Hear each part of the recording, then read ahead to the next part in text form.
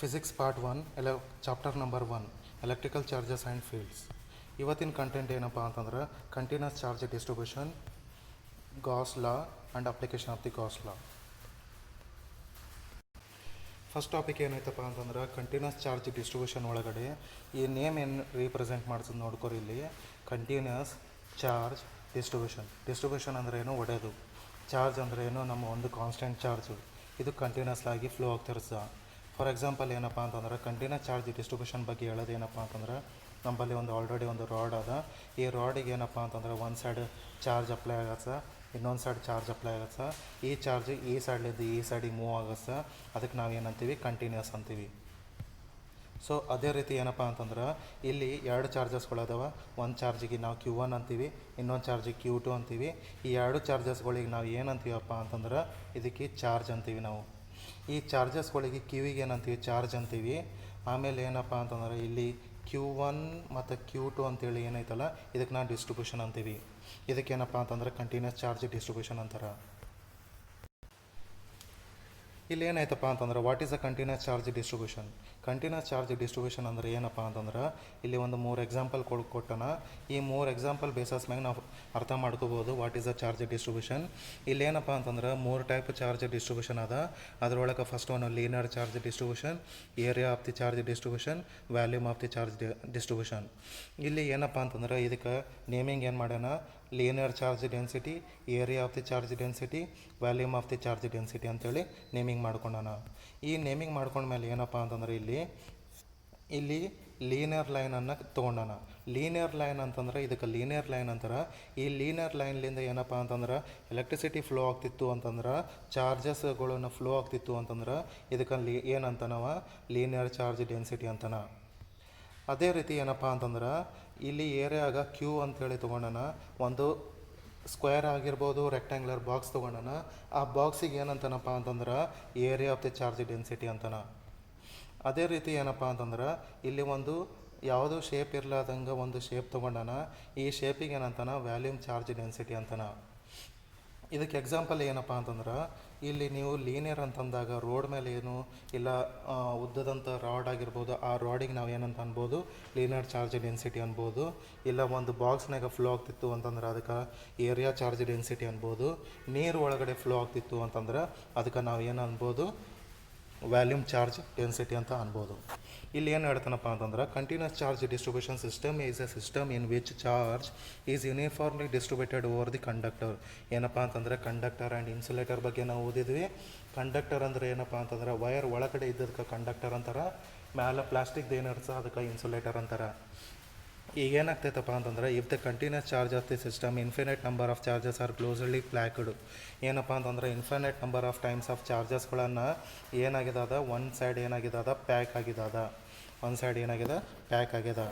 Is closely packed and the minor space between them. ಏನಪ್ಪ ಅಂತಂದ್ರೆ ಸ್ವಲ್ಪ ಸ್ಪೇಸಿಂಗ್ಸ್ಗಳನ್ನು ಅದಾವ. Unlike from the discrete charge system, the continuous charge distribution is undistributed and continuous in the conductor ಒಳಗಡೆ continuously flow ಆಗ್ತಿತ್ತು ಅಂತಂದ್ರೆ ಅದಕ್ಕೆ continuous in the conductor ಅಂತಾರೆ. There are 3 types of continuous charge distribution. Continuous charge distribution ಒಳಗಡೆ ಏನದವ, 3 types ಬರ್ತವೆ. ಅದಕ್ಕೆ ಏನಂತಾನೆ, ಫಸ್ಟು ಲೀನಿಯರ್ ಚಾರ್ಜ್ ಡಿಸ್ಟ್ರಿಬ್ಯೂಷನ್. ಅವಾಗ ನೋಡಿದ್ವಿ, ನಾವು ಏನು ನೋಡಿದ್ವಪ್ಪ ಅಂತಂದ್ರೆ ಲೀನಿಯರ್ ಅಂದರೆ ಲೈನಿಗೆ ಏನಪ್ಪ ಅಂತಂದ್ರೆ ಲೈನ್ ಮೇಲೆ ಚಾರ್ಜನ್ನು ಡಿಸ್ಟ್ರಿಬ್ಯೂಷನ್ ಆಗ್ತಿತ್ತು, ಅದಕ್ಕೆ ಲೀನಿಯರ್ ಚಾರ್ಜ್ ಡಿಸ್ಟ್ರಿಬ್ಯೂಷನ್ ಅಂತಾರೆ. ಒಂದು ಸರ್ಫೇಸ್ ಮೇಲೆ ಏನಪ್ಪ ಅಂತಂದ್ರೆ ಒಂದು ಸ್ಕ್ವೇರ್ ಇಲ್ಲ ರೆಕ್ಟ್ಯಾಂಗ್ಯುಲರ್ ಬಾಕ್ಸ್ ಸರ್ಫೇಸ್ ಮೇಲೆ ಚಾರ್ಜ್ ಡಿಸ್ಟ್ರಿಬ್ಯೂಷನ್ ಆಗ್ತಿತ್ತು ಅಂತಂದ್ರೆ ಅದಕ್ಕೆ ಏನಂತಾನೆ, ಸರ್ಫೇಸ್ ಈ ಚಾರ್ಜ್ ಡಿಸ್ಟ್ರಿಬ್ಯೂಷನ್ ಅಂತಾನೆ. ವ್ಯಾಲ್ಯೂಮ್ ಚಾರ್ಜ್ ಡಿಸ್ಟ್ರಿಬ್ಯೂಷನ್ ಅಂತಂದ್ರೆ ಭೂಮಿ ಮೇಲೆ ನೀರು ಹಾಕಿಕೇಶನ್ ಅದ್ರ ಮೇಲೆ ಚಾರ್ಜಸ್ಗಳು ಫ್ಲೋ ಆಗ್ತಿತ್ತು ಅಂತಂದ್ರೆ ಅದಕ್ಕೇನಂತಾನೆ, ವ್ಯಾಲ್ಯೂಮ್ ಚಾರ್ಜ್ ಡಿಸ್ಟ್ರಿಬ್ಯೂಷನ್ ಅಂತಾನೆ. ಸೊ ಈಗ ಚಾರ್ಜ್ ಡಿಸ್ಟ್ರಿಬ್ಯೂಷನ್ ಹೆಂಗಾಗ್ತದೆ, ಚಾರ್ಜ್ ಡಿಸ್ಟ್ರಿಬ್ಯೂಷನ್ ಆಗೋಕ್ಕೆ ಒಂದು ರಾಡ್ ತೊಗೊಂಡಾನ. ಆ ರಾಡಿಗೆ ಏನಂತ ಸ್ಪೆಸಿಫೈ ಮಾಡ್ತಾನೆ, is a line charge of rho T ಅಂತೇಳಿ ತೊಗೊಂಡಾನ. ಇಲ್ಲಿ ಒರಿಜಿನ್ ಪಾಯಿಂಟ್ ಅದ, ಇದು ಒರಿಜಿನ್ ಪಾಯಿಂಟ್. ಒರಿಜಿನ್ ಪಾಯಿಂಟ್ ಅಂದರೆ ಏನಪ್ಪ ಅಂತಂದ್ರೆ ಎಲ್ಲಿ ಲೈನ್ ಉತ್ಪತ್ತಿ ಆಗ್ತಾಯಿತ್ತು ಅದಕ್ಕೆ ಒರಿಜಿನ್ ಪಾಯಿಂಟ್ ಅಂತಾರೆ. ಆ ರಾಡ್ದು ಹೈಟ್ ಬೇಸಸ್ನಾಗ 10 ಸೆಂಟಿಮೀಟರ್ ಅಂತ ತೊಗೊಂಡಾನ. ಇಲ್ಲಿ ಏನಾಗತ್ತೈತಪ್ಪ ಅಂತಂದ್ರೆ 3 ಡೈಮೆನ್ಷನ್ ಒಳಗಡೆ ಏನಾಗತ್ತೆ, X excess, Y excess and Z ಎಕ್ಸಸ್ನಾಗ ಫ್ಲೋ ಆಗಸ್ತದ. Is a 3 dimension form. So volume of the charge density ಒಳಗೆ ಏನಾಯ್ತನಪ್ಪ ಅಂತಂದ್ರೆ rho T is equal to limit of delta V is zero ಆಗಿರುತ್ತೆ, delta Q divided by delta volume ಏನಾಗಿರುತ್ತೆ D Q divided by D V ಆಗಿರುತ್ತೆ. Is in the unit of a centi divided by metre cube ಆಗಿರುತ್ತೆ. ಇಲ್ಲಿ ಏನಾಗಿರುತ್ತಪ್ಪ ಅಂತಂದ್ರೆ total charge of the volume ಒಳಗಡೆ ಏನಾಗ್ತೈತಪ್ಪ ಅಂತಂದ್ರೆ ಇಲ್ಲಿ Q is equal to integration of V rho V into D V, ಅಂದರೆ ಇದು ಯೂನಿಟ್ ಏನಾಗಿರುತ್ತೆ ಸಿ ಆಗಿರುತ್ತೆ. ಸೊ ಅದೇ ರೀತಿ ಸರ್ಫೇಸ್ ಆ್ಯಂಡ್ ಇದೆಲ್ಲ ಲೈನ್ ಚಾರ್ಜ್ ಡೆನ್ಸಿಟಿ ಒಳಗೆ ಏನಾಗ್ತದಪ್ಪ ಅಂತಂದ್ರೆ ಈ ರೀತಿ ಫಾರ್ಮುಲಾ ಏನಾಗ್ತದೆ ಡಿಸ್ಟ್ರಿಬ್ಯೂಷನ್ ಆಗ್ತದೆ. Rho S is equal to limit of delta S is zero is a delta Q divided by delta S. ಏನಪ್ಪ ಅಂತಂದ್ರೆ ಇಲ್ಲಿ ಕೆಳಗಡೆ ಏನು ಡೆಲ್ಟಾ ಎಸ್ ಐತಲ್ಲ ಇದು ಮಾತ್ರ ಚೇಂಜ್ ಆಗ್ತಿರ್ತದೆ. ಈ ಚೇಂಜ್ ಆದಾಗ ಏನಾಗ್ತಿರುತ್ತೆ ಇದಕ್ಕೆ ಡಿ ಎಲ್ ಅಂತಾನೆ, ಇದಕ್ಕೆ ಡಿ ಎಸ್ ಅಂತಾನೆ. ಇಲ್ಲಿ centi divided by meter square, ಇದು ಸೆಂಟಿ ಡಿವೈಡೆಡ್ ಬೈ ಮೀಟರ್ ಆಗಿರುತ್ತೆ. ಸೊ ಹಂಗಾಗಿ ಇಲ್ಲಿ ಒಂದು ಡಯಾಗ್ರಾಮನ್ನು ತೊಗೊಂಡಾನ. ಈ ಡಯಾಗ್ರಾಮ್ ಒಳಗಡೆ ಒಂದು ಸರ್ಕಲ್ ಅದ. ಈ ಸರ್ಕಲಿಗೆ 3 ಡೈರೆಕ್ಷನ್ ಒಳಗಡೆ ಏನಾಗುತ್ತೆ ಎಕ್ಸಸ್ ಬೇಸಸ್ ಮ್ಯಾಗ X excess Y axes Z axes ಮ್ಯಾಗ ಫ್ಲೋ ಆಗುತ್ತೆ. ಒಂದು ಏರಿಯಾಗೆ ಏನಂತಾನಪ್ಪ ಅಂತಂದ್ರೆ ರೋ ಎಸ್ ಅಂತಾನ, ಇನ್ನೊಂದಕ್ಕೆ ಏನಂತಾನಪ್ಪ ಅಂತಂದ್ರೆ ರೋ ಅಂತಾನ, ಇನ್ನೊಂದಕ್ಕೆ ಡಿಸ್ಟೆನ್ಸ್ ಆಫ್ ಆರ್ ಅಂತಾನ. ಇದು distance of the point to ಪಾಯಿಂಟಿಗೆ ಆರ್ ಅಂತಾನ. ಈ ಎಕ್ಸ್ ಎಕ್ಸಸ್ಸಿಗೆ ಏನಪ್ಪ ಅಂತಂದ್ರೆ ರೋ ಅಂತಾನ. ಇದೇ ರೀತಿ ಇದಕ್ಕೆ ಡಿಸ್ಟೆನ್ಸ್ ಏನಾಗಿರುತ್ತೆ 3 ಸೆಂಟಿಮೀಟರ್ ಆಗಿರುತ್ತೆ. ಅದೇ ರೀತಿ ಏನಪ್ಪ ಅಂತಂದರೆ ಇಲ್ಲಿ Y excess and Z axes ಆಗಿರುತ್ತೆ.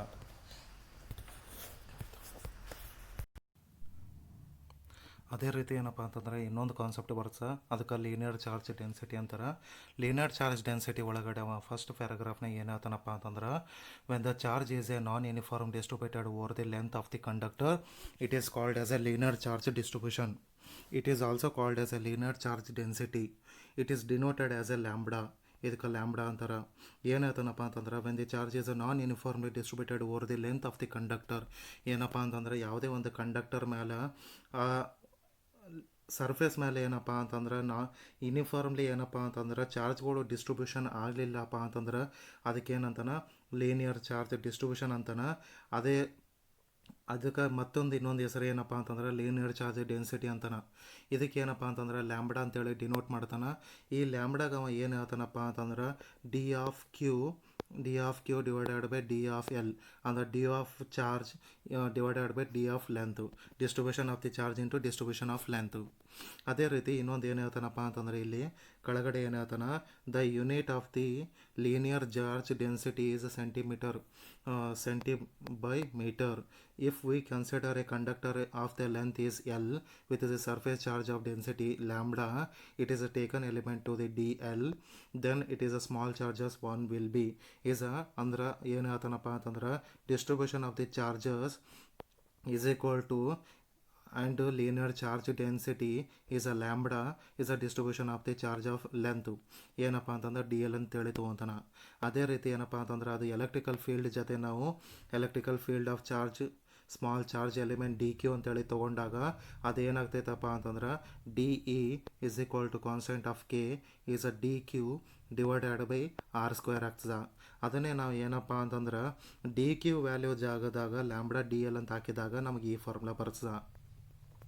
ಅದೇ ರೀತಿ ಏನಪ್ಪ ಅಂತಂದ್ರೆ ನೆಕ್ಸ್ಟ್ ಏನಪ್ಪ ಅಂತಂದ್ರೆ to calculate the net electrical field we will integrate both inside the proper limit.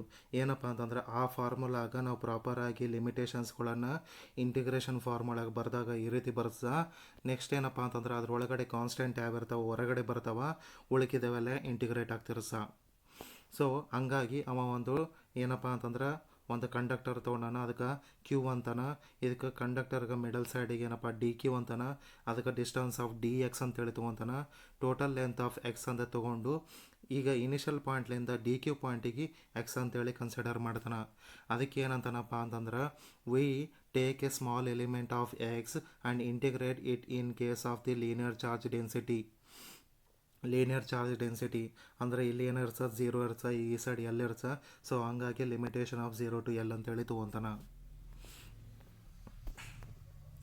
ಅದೇ ರೀತಿ ಇನ್ನೊಂದು ಬರ್ತದ ಸರ್ಫೇಸ್ ಚಾರ್ಜ್ ಡೆನ್ಸಿಟಿ ಒಳಗಡೆ ಫಸ್ಟ್ ಪ್ಯಾರಾಗ್ರಾಫ್ ಒಳಗೆ ಹೇಳ್ತಾನ when the charge is uniformly distributed over the surface of the conductor it is called as a surface charge density.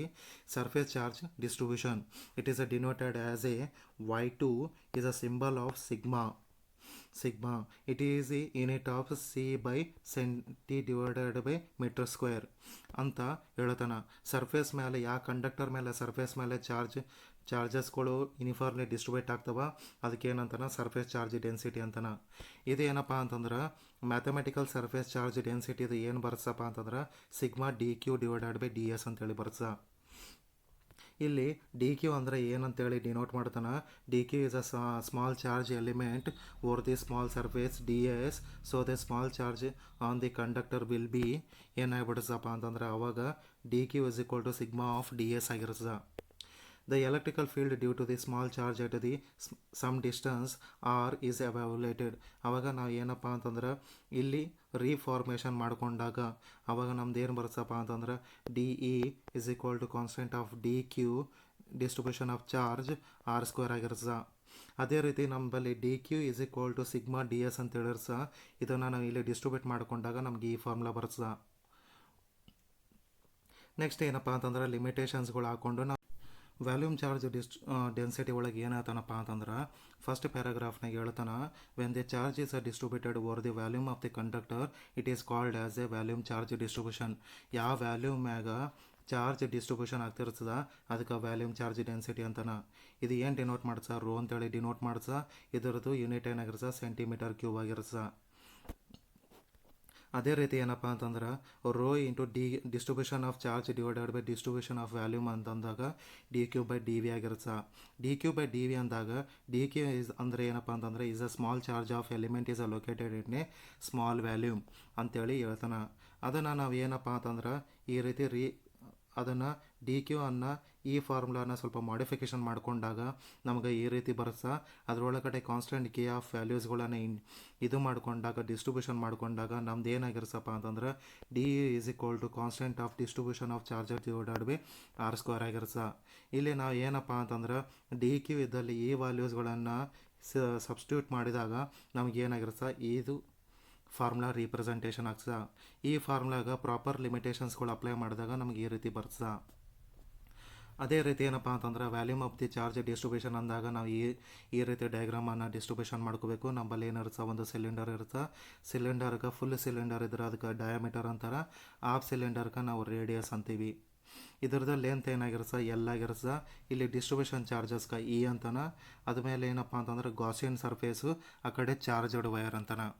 ಏನಪ್ಪ ಅಂತಂದ್ರೆ ಈ ಲೇಯರಿಗೆ ಚಾರ್ಜಡ್ ವೈರ್ ಅಂತಾನೆ, ಇದು ಸರ್ಫೇಸಿಗೆ ಗಾಸಿಯನ್ ಸರ್ಫೇಸ್ ಅಂತಾನೆ.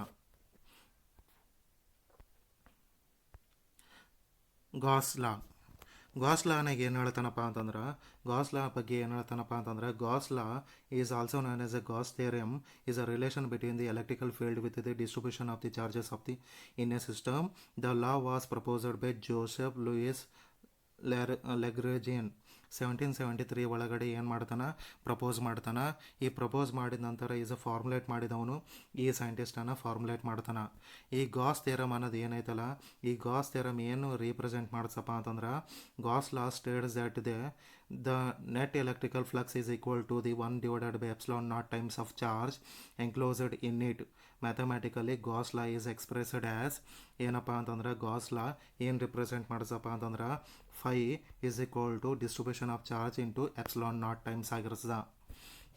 ಸೊ ಹಂಗಾಗಿ ಏನಂತಾನಪ್ಪ ಅಂತಂದ್ರೆ ಫೈ ಅಂತಂದ್ರೆ ನೆಟ್ ಎಲೆಕ್ಟ್ರಿಕಲ್ ಫ್ಲಕ್ಸು, ಕ್ಯೂ ಅಂದ್ರೆ charge of the enclosed in it. ಈ ಫಾರ್ಮುಲಾಗ ನಾವು ಡಿಸ್ಟ್ರಿಬ್ಯೂಷನನ್ನು ಮಾಡಿಕೊಂಡಾಗ ಏನಪ್ಪ ಫೈ ಇದ್ದಲ್ಲಿ ನಾವು ಏನಪ್ಪ ಅಂತಂದರೆ ಇ ಇಂಟು ಡಿ ಎಸ್ ಅಂತ ಹಾಕೊಂಡಾಗ ನಮ್ಗೆ ಈ ರೀತಿ ಫಾರ್ಮುಲಾ ಬರ್ತದೆ. ನೆಕ್ಸ್ಟ್ ಏನಪ್ಪ ಅಂತಂದರೆ ಗಾಸ್ ಥಿಯರಮ್ದು ಈ ಸರ್ಫೇಸ್ ಒಳಗಡೆ ಹೇಳ್ತಾನೆ. ಇಲ್ಲೇನಪ್ಪ ಅಂತಂದ್ರೆ ಒಂದು ವ್ಯಾಲ್ಯೂಮ್ ಅದ, ವ್ಯಾಲ್ಯೂಮ್ ಒಳಗಡೆ ಒಂದು ಏರಿಯಾ ಅದ, ಅದಕ್ಕೆ ಏನು ತೊಗೊಂಡಾನ ಡಿ ಇಂಟು ಥೀಟಾ ಅಂತೇಳಿ ತೊಗೊಂಡಾನ. ಇಲ್ಲಿ ಏನು ಲೈನ್ಗಳು ಬರಗತ್ತವ ಅವು ಏನಪ್ಪ ಅಂತಂದ್ರೆ ಚಾರ್ಜಸ್ಗಳು ಡಿಸ್ಟ್ರಿಬ್ಯೂಷನ್ ಆಗತ್ತವ. ಈ ಫಾರ್ಮುಲಾದಾಗ ಇಲ್ಲಿ ಈ ರೀತಿ ಚಾರ್ಜಸ್ಗಳು ಡಿಸ್ಟ್ರಿಬ್ಯೂಷನ್ ಆಗತ್ತೆ ಅಂತೇಳಿ ಹೇಳುತ್ತೆ ಇದು.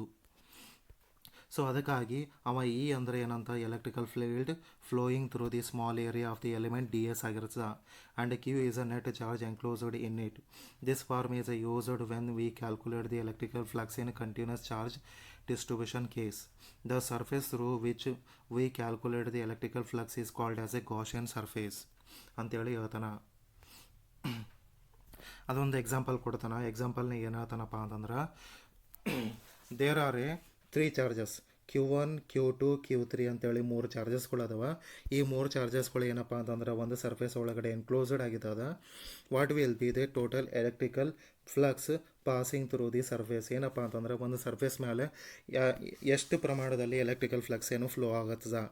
ಅಸಲಾಗ according to the Gauss's law of the total electrical flux equals to the 1/ε0 times of the total charge enclosed in a surface ಅಂತಾನ. ಅಂದಾಗ ನಮ್ದು ಟೋಟಲ್ ಚಾರ್ಜ್ ಏನಾಗಿರ್ತದೆ, ಇದು ಆಗಿರ್ತದೆ ಏನಾಗಿರ್ತದೆ 3c + 5c + 2 - 2c ಅಂತೇಳಿ ಕ್ಯಾಲ್ಕುಲೇಟ್ ಮಾಡ್ಕೊಂಡಾಗ ನಮ್ಮ 6c ಅಂತೇಳಿ ಬರ್ತದೆ. ಇಲ್ಲಿ ನಾವೇನಪ್ಪ ಅಂತಂದ್ರೆ ನಮಗೆ ಆಲ್ರೆಡಿ ಏನಪ್ಪ ಅಂತಂದ್ರೆ ಒಂದು ಫಾರ್ಮುಲಾ ಅದ. ಈ ಫಾರ್ಮುಲಾ ಒಳಗಡೆ ನಾವು ವ್ಯಾಲ್ಯೂಸ್ಗಳನ್ನು ಡಿಸ್ಟ್ರಿಬ್ಯೂಟ್ ಮಾಡ್ಕೊಂಡಾಗ ಫಾರ್ಮುಲಾದ ವ್ಯಾಲ್ಯೂಸನ್ನು ಡಿಸ್ಟ್ರಿಬ್ಯೂಟ್ ಮಾಡ್ತೀವಿ, ಅವಾಗ ನಮಗಿದು ಆನ್ಸರ್ ಬರ್ತದೆ. ಅದೇ ರೀತಿ ಏನಪ್ಪ ಅಂತಂದ್ರೆ the proof of the Gauss's law ಪ್ರಕಾರ ಏನು ಹೇಳ್ತಾನಪ್ಪ ಅಂತಂದ್ರೆ ಇಲ್ಲಿ consider a sphere enclosed charge of Q. Enclosed charge of the Q ಒಳಗಿಂದ ಚಾರ್ಜಸ್ಗೆ ಕ್ಯೂ ಅಂತಾನೆ. ಏನಪ್ಪ ಅಂತಂದ್ರೆ the radius of the sphere is R. ಏನಪ್ಪ ಅಂತಂದ್ರೆ ಆ ಸರ್ಕಲ್ದು ಆಫ್ ರೇಡಿಯಸ್ ಆರ್ ಆಗಿರ್ತದೆ. To prove the Gauss's law we need to find the net electrical flux through the sphere. ಈ ಸ್ಪಿಯರ್ ಸುತ್ತಮುತ್ತ ಎಷ್ಟು ಎಲೆಕ್ಟ್ರಿಕಲ್ ಚಾರ್ಜಸ್ಗಳು ಫ್ಲೋ ಆಗುತ್ತವ ಅಂತೇಳಿ ನಾವು ಫೈಂಡ್ ಔಟ್ ಮಾಡಬೇಕು. This is can not be done directly as a surface area non uniform in nature. Uniformly electrical field supply ಆಗ್ತಿರಲಿಲ್ಲ ಅಂತಂದ್ರೆ ಇದು ನಾವು ಡೈರೆಕ್ಟ್ಲಿ ಫೈಂಡ್ ಔಟ್ ಮಾಡೋಕ್ಕಾಗಲ್ಲ. Otherwise we could have multiplied electrical field with the surface area of the sphere. To evaluate the electrical field we will divided the sphere into the small surface of the elements ಅಂತೇಳಿ ನಾವು divide ಮಾಡ್ಕೊತೀವಿ. ಈ ಡಿವೈಡೇಷನ್ ಒಳಗಡೆ ಅವ ಏನು ಹೇಳ್ತಾನಪ್ಪ ಅಂತಂದ್ರೆ ಈ ರೀತಿ ಫಾರ್ಮುಲಾ ರಿಪ್ರೆಸೆಂಟೇಷನ್ ಮಾಡ್ತಾನೆ. ಈ ಫಾರ್ಮುಲಾ ಏನು ಹೇಳ್ತೈತಪ್ಪ ಅಂತಂದ್ರೆ ನಾವು each surface area will be feel same electrical field due to the charge of Q placed inside the sphere of the each one is at equivalent distance of r from the charge q. Adding further, those small surface element will be created a small electrical flux ಅನ್ನು produce ಮಾಡ್ತಿರ್ತ. ಅಸಲಾಗ ಏನಂತಾನ K Q divided by R square ಅಂದರೆ electrical field produced by a charge Q on the small surface area element D S which is R is a distance away from it. ಏನಪ್ಪ ಅಂತಂದ್ರೆ ಅದೇ ರೀತಿ R ವೆಕ್ಟರ್ಗೆ ಏನಂತನಪ್ಪ ಅಂತಂದ್ರೆ is a direction vector depicting direction of the electrical field as a direction of the electrical field and small surface area element is the same direction that is the radial outwards. The small flux can be return as. ಏನಪ್ಪ ಅಂತಂದ್ರೆ ನಾವು R ವೆಕ್ಟರನ್ನು ನಾವು ಈ ರೀತಿ ರಿಪ್ರೆಸೆಂಟೇಷನನ್ನು ಮಾಡ್ಕೊತೀವಿ. ಈಗೇನಪ್ಪ ಅಂತಂದ್ರೆ ಇದು direction vector ಆಗಿರ್ತದೆ. ಸೊ ಹಂಗಾಗಿ ಇಲ್ಲಿ ಏನಾಗ್ತೈತಪ್ಪ ಅಂತಂದ್ರೆ total electrical flux of the sphere can be obtained by adding a small flux through all the small surface area ಒಳಗಡೆ ನಾವು ಸಮೇಷನ್ ಹಾಕೊಂಡು ಕೇಸಿ ರಿಪ್ರೆಸೆಂಟೇಷನ್ ಮಾಡಿದಾಗ ಈ ರೀತಿ ಬರ್ಸ. ಏನಪ್ಪ ಅಂತಂದ್ರೆ since the electrical field on ಈ surface area of the element is a same it will be come out the summation of ಅಂದಾಗ ಕಾನ್ಸ್ಟೆಂಟ್ಸ್ಗಳೆಲ್ಲ ನಾವು ಹೊರಗೆ ತಗೊಂಡಾಗ ಈ ರೀತಿ ಫಾರ್ಮುಲಾ ಮಾಡಿಫೈಡ್ ಆಗ್ತದೆ. ಈ ಮಾಡಿಫೈಡ್ ಫಾರ್ಮುಲಾ ಒಳಗೆ the summation of small area element D A will be given to the total surface of the area and sphere is 4πr². Area ಅಂತಂದಾಗ ನಮ್ಮಲ್ಲಿ 4πr² ಆಗಿರ್ತದೆ. ಯಾಕೆ ಇಲ್ಲಿ ವ್ಯಾಲ್ಯೂಮ್ ರಿಪ್ರೆಸೆಂಟೇಷನ್ ಸರ್ಕ್ಯುಲರ್ ಮೋಷನ್ ಆಗಿರ್ತದೆ. Circle ಇದ್ದಾಗ ನಮಗೆ ಈ ಫಾರ್ಮುಲಾ ಬರ್ತದೆ. ನಾವು ಫಾರ್ಮುಲಾನ ಡಿಸ್ಟ್ರಿಬ್ಯೂಷನ್ ಈ ರೀತಿ ಮಾಡ್ಕೊತೀವಿ. ಅದೇ ರೀತಿ ಏನಪ್ಪ ಅಂತಂದ್ರೆ ಈ ಫಾರ್ಮುಲಾದೊಳಗಡೆ phi is equal to Q and epsilon naught ಅಂದ್ರೆ the net electrical flux through the closed surface is 0 ಆಗಿರುತ್ತೆ. There is a no charge inside the close surface. Signification of the Gauss law ಒಳಗೆ ಏನಾಗ್ತಾನಪ್ಪ ಅಂತಂದ್ರೆ the most significant application of the Gauss law is that it is not only limited to the simple case but can be used in the general form. We consider following the point will apply in the Gauss's law. Gauss's law ಒಳಗಡೆ ಕೆಲವೊಂದು ಸಿಗ್ನಿಫಿಕೆನ್ಸ್ಗಳದಾವ. ಆ significations ಏನಪ್ಪ ಅಂತಂದ್ರೆ first one, Gauss law is always valid for any closed surface irrespective of its shape and irregular and irregular. Gauss's law ಯಾವಾಗ apply ಆಗ್ಸಪ್ಪ ಅಂತಂದ್ರೆ ಯಾವಾಗ closed surface ಇರ್ತೈತೋ ಅವಾಗ ಮಾತ್ರ ಅಪ್ಲೈ ಆಗ್ತದ. We consider only the sum of the charges which are present inside the closed surface. Closed surface ಒಳಗಡೆ ಯಾವ ಚಾರ್ಜಸ್ಗಳು present ಇರ್ತಾವೆ ಆ ಚಾರ್ಜಸ್ಗಳು ಮಾತ್ರ ನಾವು ಕನ್ಸಿಡರ್ ಮಾಡ್ತೀವಿ. Inside charger and outside charger of the closed surface are responsible for electrical field but the electrical flux will be due to the inside charge only. ಏನಪ್ಪ ಅಂತಂದ್ರೆ charge inside ಆಗಿರ್ಬೋದು, ಚಾರ್ಜ್ ಔಟ್ಸೈಡ್ ಚಾರ್ಜ್ ಆಗಿರ್ಬೋದು, closed surface ಒಳಗಡೆ electrical field ಏನಾಗಿರ್ಸ responsible ಆಗಿರ್ಸ. ಆದರೆ electrical ಚಾರ್ಜಸ್ಗಳು inside ಒಳಗಡೆ ಅಷ್ಟೇ ಆಗಿತ್ತು ಅಂತಂದ್ರೆ ಅದು ಏನಾಗಿರ್ತದೆ, definitely is a electrical flux ಆಗಿರ್ತದೆ. ಅಪ್ಲಿಕೇಶನ್ ಆಫ್ ಗಾಸ್ ಲಾ ಒಳಗಡೆ ಏನು ಹೇಳ್ತಾನಪ್ಪ ಅಂತಂದ್ರೆ, ಅಪ್ಲಿಕೇಶನ್ ಆಫ್ ಗಾಸ್ ಲಾ ಒಳಗಡೆ the Gauss law is can be use to solve the complex electrostatic ಪ್ರಾಬ್ಲಮ್ಸ್ಗಳನ್ನು ನಾವು ಸಾಲ್ವ್ ಮಾಡೋಕ್ಕೆ ಯೂಸ್ ಮಾಡ್ತೀವಿ. Unique symmetric in like cylinder, sphere, planar ಸಿಸ್ಟಮ್ಗಳಿದ್ರೆ ಆ ರೀತಿ ಜಾಮೆಟ್ರಿಕಲ್ ಶೇಪ್ಸ್ಗಳು ಇದ್ದವು ಅಂತಂದ್ರೆ ನಾವು ಯೂಸ್ ಮಾಡಿ ಗಾಸ್ ಲಾ ಯೂಸ್ ಮಾಡ್ಕೊಂಡು ನಾವು ಫೈಂಡ್ ಔಟ್ ಮಾಡ್ಕೋಬೋದು. There are some cases which is calculation of the electrical field quite complex involve tough integration. Gauss law can be use to simplify the evolution electrical field in simple way. ಏನಪ್ಪ ಅಂತಂದ್ರೆ ಅದರೊಳಗಡೆ ನಾವು ಏನಪ್ಪ ಅಂತಂದ್ರೆ complex form ಒಳಗಡೆ ಇರ್ಬೋದು, ಇಲ್ಲಪ್ಪ ಅಂತಂದ್ರೆ ಟಫ್ ಇಂಟಿಗ್ರೇಷನ್ ಆಗಿತ್ತು ಅಂತಂದ್ರೆ ಅಲ್ಲಿ ನಾವು ಏನಪ್ಪ ಅಂತಂದ್ರೆ ಗಾಸ್ ಲಾ ಯೂಸ್ ಮಾಡ್ಕೋಬೋದು. ಸೊ ಹಂಗಾಗಿ choose the Gauss surface such as evaluation of the electrical field become easy. ಯಾವ ನಾವು ಸರ್ಫೇಸ್ ಮೇಲೆ ಎವಲ್ಯೂಷನ್ ಮಾಡೋದೈತಲ್ಲ ಅದನ್ನು ನಾವು ತಗೋಬೇಕು. First make use a symmetry to make the problem easier. ಏನಪ್ಪ ಅಂತಂದ್ರೆ ಸಿಮೆಂಟ್ರಿಕ್ ಲೇಯರ್ಗಳನ್ನು ಸಿಲಿಂಡರ್ ಆಗಿರ್ಬೋದು, ಸ್ಪಿಯರ್ ಆಗಿರ್ಬೋದು, ಪ್ಲೇನರ್ ಸಿಸ್ಟಮನ್ನು ಸಿಮೆಂಟ್ರಿಯನ್ನು ತೊಗೊಂಡಿವಪ್ಪ ಅಂತಂದ್ರೆ ನಮಗೆ ಕೆಲಸ ಈಸಿ ಆಗ್ತದೆ ಏನಪ್ಪ ಪ್ರಾಬ್ಲಮ್ ಸಾಲ್ವ್ ಮಾಡೋಕೆ. Remember it is not necessary the Gaussian surface to be coincident with the real surface, that is it can be inside or outside Gaussian surface. ನಾವು ಇನ್ಸೈಡ್ ಇಲ್ಲ ಔಟ್ಸೈಡ್ ಗಾಸಿಯನ್ ಸರ್ಫೇಸ್ನಾಗೆ ನಾವು find ಔಟನ್ನು ಮಾಡ್ಬೋದು. Thank you.